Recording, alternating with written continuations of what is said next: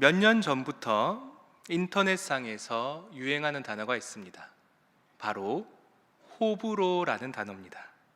무언가를 호하거나, 즉 좋아하거나 불호, 싫어한다라는 뜻입니다. 이 단어를 사용해서 사람들이 어떻게 하냐면 어떤 유명 스포츠인이나 어떤 연예인 사진을 올리고 호냐 불호냐를 물어봅니다. 그러면 댓글이 막 달리는 겁니다. 당연히 호지, 나도 호다, 근데 난 싫어, 불호. 이런 식으로 댓글이 쭉쭉 달리는 겁니다. 참 독특하고 재밌는 모습입니다. 그런데 이러한 행위들이 언뜻 보면 일부 세대의 독특한 행위처럼 보이지만 자세히 살피면 세대를 초월하여 남녀노소 누구나 다 하는 행위임을 깨달을 수 있습니다. 예를 들어 최근에 내가 했던 대화들을 떠올려 보십시오. 대화의 대부분이 호불호에 관한 것임을 알 수 있습니다. 뭐가 맛있었다, 뭐가 재밌었다, 호죠. 뭐가 기분이 나빴다, 뭐가 별로였다, 불호입니다. 다들 이런 내용입니다. 심지어 아이들도 마찬가지입니다. 아이들의 대화 주제는 거의가 다 두 가지입니다. 뭐가 좋았다, 뭐가 싫었다. 이거를 하루 종일 떠듭니다. 아이들도 마찬가지인 겁니다. 이런 걸 보면 호불호는 우리 인간의 본질적인 특성의 일부가 아닌가 싶습니다. 그러다 보니 이 호불호에 대한 논쟁은 2000년 전에 예수님 또한 피할 수가 없었습니다. 실제로 오늘 본문 직전까지 마가복음은 예수님을 둘러싼 여러 논쟁을 그립니다. 예를 들어 중풍병자를 향해 죄 사함을 선포한 예수님을 보여줍니다. 그리고 죄인들과 식사하고 금식하지 않는 예수님을 보여줍니다. 그리고 무려 안식일법을 어기고 이삭을 자르며 손 마른 사람을 고친 예수님을 보여줍니다. 사람들이 이러한 예수님의 모습들을 보며 어떤 생각을 했을까요? 호라고 생각했을까요? 아니면 불호라고 생각을 했을까요? 오늘 본문 직전인 마가복음 3장 6절을 보겠습니다. 3장 6절입니다. 3장 6절을 제가 읽어보겠습니다. 바리새인들이 나가서 곧 헤롯 당과 함께 어떻게 하여 예수를 죽일까 의논하니라.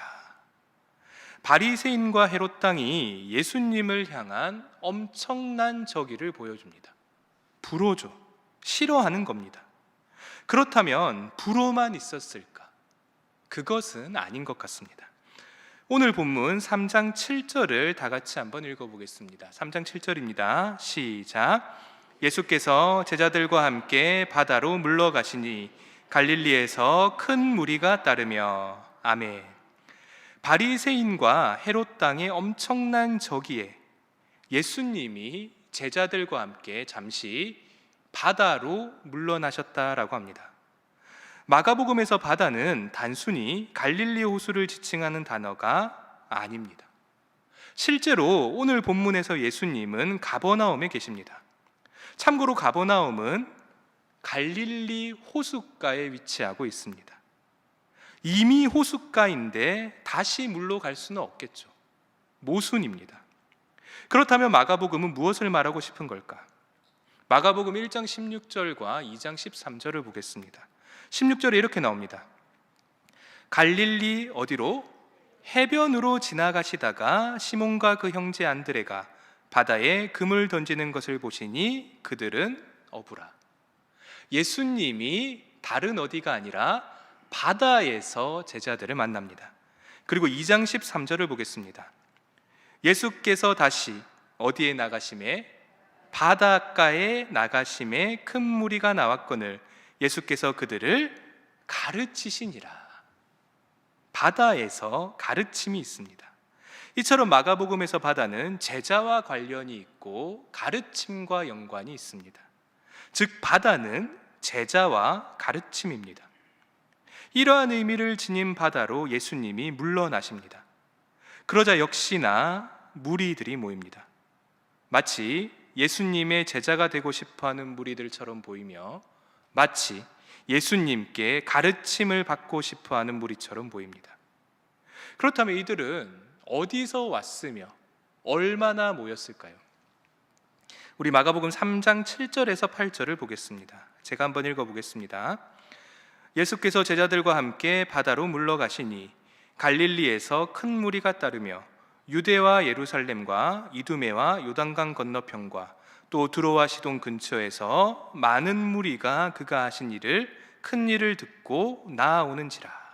아멘. 먼저 가장 가까운 갈릴리에서 모입니다. 그리고 8절 초반을 보시면 유대와 예루살렘에서 모였다라고 합니다. 갈릴리와 유대와 예루살렘 전부 다 이스라엘 사람들이 살던 땅입니다. 그리고 8절 중반을 보시면 이두메와 요단강 건너편에서 모였다라고 합니다. 이스라엘의 남쪽과 동쪽이고요. 이 지역에서는 유대인과 이방인이 섞여 살고 있었습니다. 같이 살고 있는 지역인 겁니다. 그리고 마지막으로 두로와 시돈 근처에서 왔다라고 하는데요. 이곳은 이스라엘의 북쪽이고 주로 이방인들이 살던 지역입니다. 정리를 하면 처음은 이스라엘 지역이고 다음은 이스라엘과 이방인이 섞여 있는 지역이고 마지막은 이방인 지역입니다. 눈에 딱 보이시죠? 갈릴리를 시작으로 예수님의 소문이 외부로 퍼지고 있는 겁니다. 내부에서 외부로 확장되고 있는 겁니다. 심지어 그 소문을 듣고 소수의 무리가 아니라 큰 무리가 나왔다라고 합니다. 이런 것들을 종합적으로 볼 때 예수님을 싫어하는 사람만 있었던 건 아닌 것 같습니다. 앞선 이야기처럼 불호의 세력도 있지만 오늘 이야기처럼 호의 세력도 있었던 것 같습니다.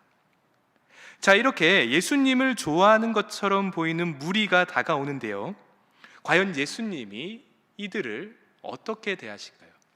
우리 마가복음 3장 9절을 다 같이 읽겠습니다. 3장 9절입니다. 시작. 예수께서 무리가 에워싸 미는 것을 피하기 위하여. 아멘. 오늘 본문에서 예수님을 좋아하는 세력을 나타내는 단어인 무리는 총 3번 나옵니다. 7절에서 한번 나오고요, 8절에서 한번 나오고 9절에서 마지막으로 한 번 더 나옵니다. 총 3번 나옵니다. 그런데 원문으로 보면 조금 다릅니다. 7절과 8절에 나오는 무리는 원어로 플레도스라고 합니다. 그리고 9절에 나오는 무리는 원어로 오클로스라고 합니다. 즉 서로 다른 단어를 사용하고 있습니다. 그렇다면 7절에서 8절의 플레도스와 9절에 나오는 오클로스는 무엇이 다를까요? 왜 다른 단어를 썼을까? 각 복음서별로 용례가 너무 다양하고 다른 복음서에서 어떠한 용례로 쓰였다고 하더라도 마가복음에서도 그러한 용례로 사용됐다고 장담할 수는 없습니다. 그래서 이 두 용어에 대한 정확한 뜻을 지정하는 건 무리가 있습니다. 다만 확실한 것 2가지가 있습니다. 첫째로 뉘앙스가 어떻든 간에 둘 다 많은 사람을 지칭하는 단어라는 겁니다. 플레도스건 오클로스건 둘 다 많은 사람을 지칭하는 단어라는 겁니다. 이게 첫 번째 뜻입니다. 두 번째 뜻은 같은 이야기 내에서 똑같은 무리를 향해 다른 단어를 썼다라는 것은 분명히 어떠한 변화를 보여주고자 함인 것입니다. 이걸 독자의 입장에서 조금 더 직설적으로 표현하면 이렇습니다. 분명 같은 무리들인데 마가복음이 다른 단어를 쓰네? 뭐지? 분위기가 바뀌는 건가? 한 번 더 자세히 읽어보자. 이겁니다. 그러면 한번 마가복음의 의도대로 9절을 한 번 더 천천히 제가 읽어보도록 하겠습니다.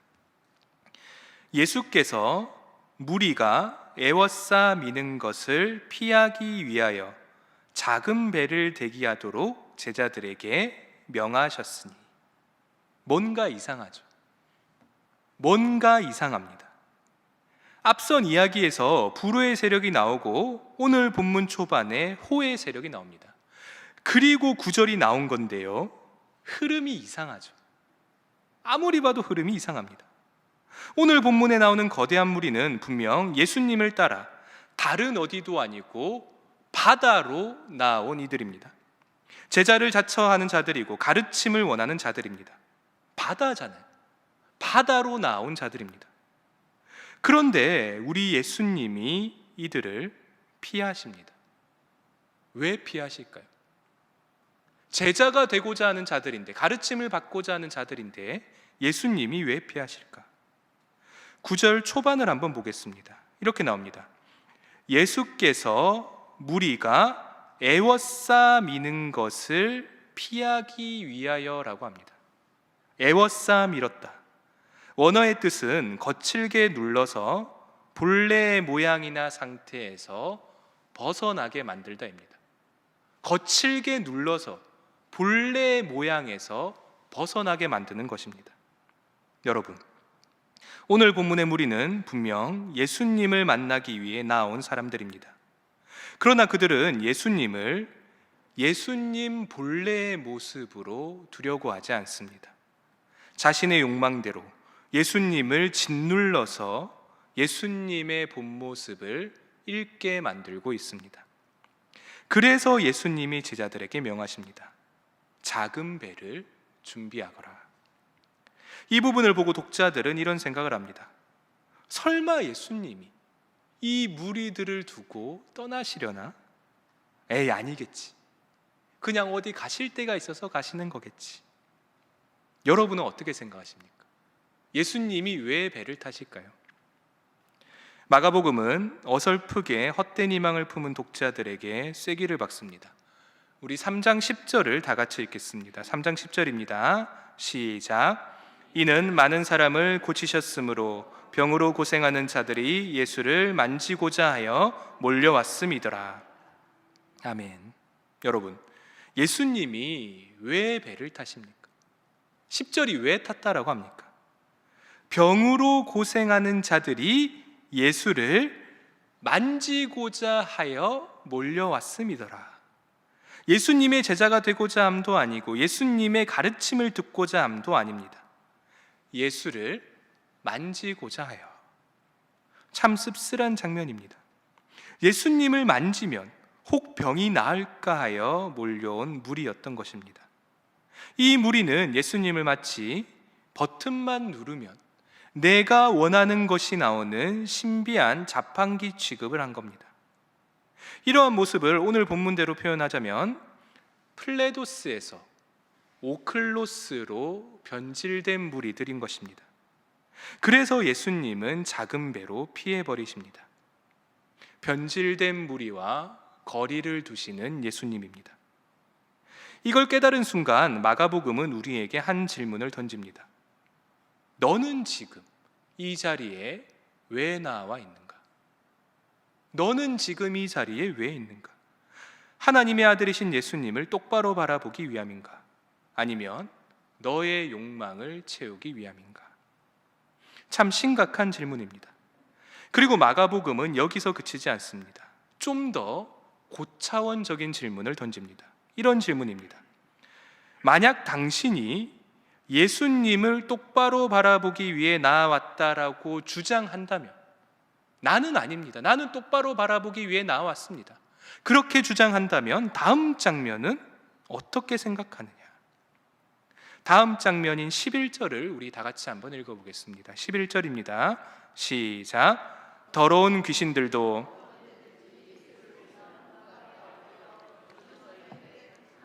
하나님의 아들이니이다 하니.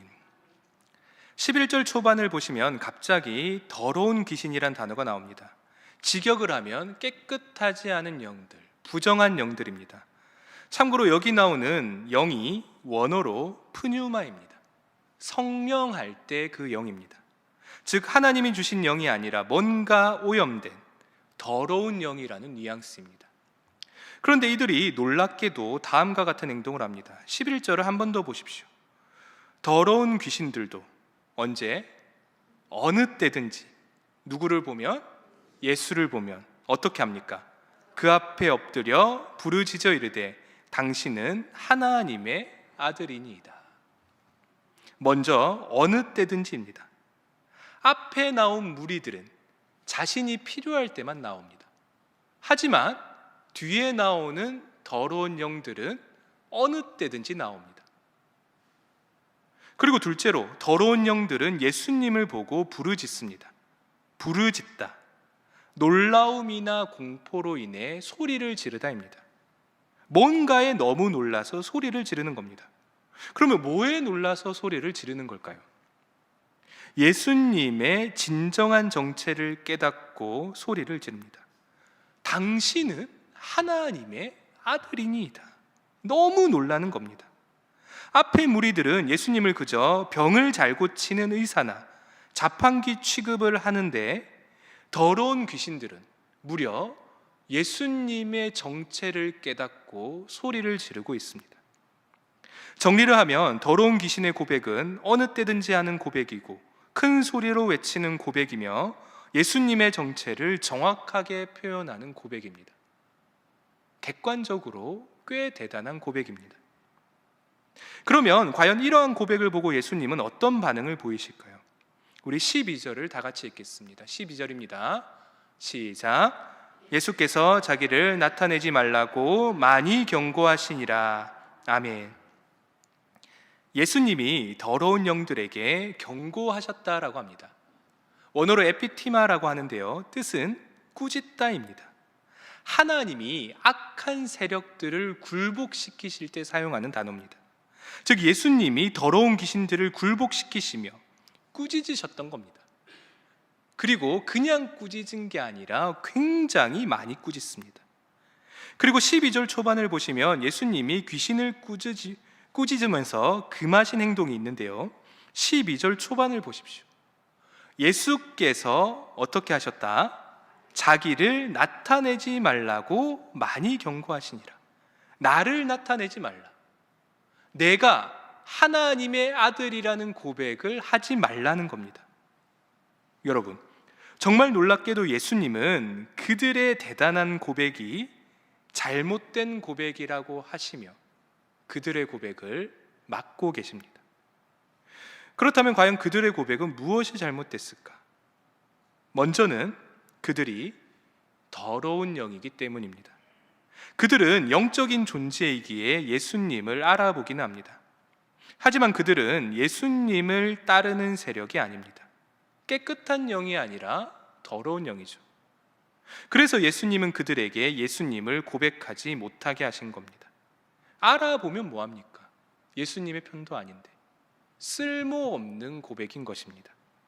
둘째로 그들의 고백은 신앙의 고백, 사랑의 고백이 아니라 두려움에 휩싸인 외침이기 때문입니다. 소리를 질렀다라고 나오죠. 인격적인 관계가 아닌 겁니다. 셋째로 그들은 예수님을 바라보기만 하는 존재이기 때문입니다. 11절 중반을 보십시오. 11절 중반을 보면 이렇게 나옵니다. 더러운 귀신들도 어느 때든지 예수를 어떻게 하면? 보면이라고 합니다. 보다. 테오레오라고 하는데요, 응시하다, 관찰하다, 인식하다라는 뜻입니다. 즉 그냥 인식만 했던 것입니다. 예수께 다가와 예수를 따르는 게 아니라 멀찌감치 떨어져서 인식만 하고 내뱉는 고백이었던 것입니다. 그래서 예수님은 그들의 입을 막아버리시고 그들을 제압해 버리십니다. 결국 오늘 본문은 자연스레 이런 질문을 남기며 끝이 납니다. 무리도 제자가 아니고 더러운 영들도 제자가 아니면 과연 누가 예수님의 참된 제자인가? 말씀을 맺겠습니다. 라마 윌리엄슨이라는 신학자가 다음과 같은 말을 남깁니다. 복음의 진보에 있어서 무리가 많아지는 것은 좋은 표지인가? 또한 예수 그리스도를 공개적으로 고백하는 것은 예수님에 대한 적절한 헌신의 표시인가? 먼저 오늘 본문에 나오는 무리는 양면적인 존재입니다. 그들은 분명 제자가 될 수 있는 가능성이 있습니다.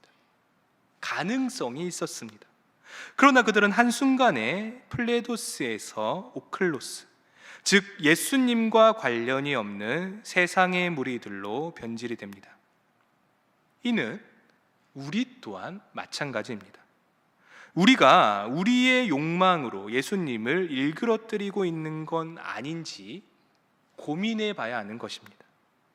만약 우리가 오늘 본문의 무리처럼 예수님을 왜곡되게 바라본다면 예수님은 그 순간 우리를 완전히 외면하시지는 않겠지만 오늘 본문처럼 호수의 배를 띄워 우리와 거리를 두실 수도 있습니다.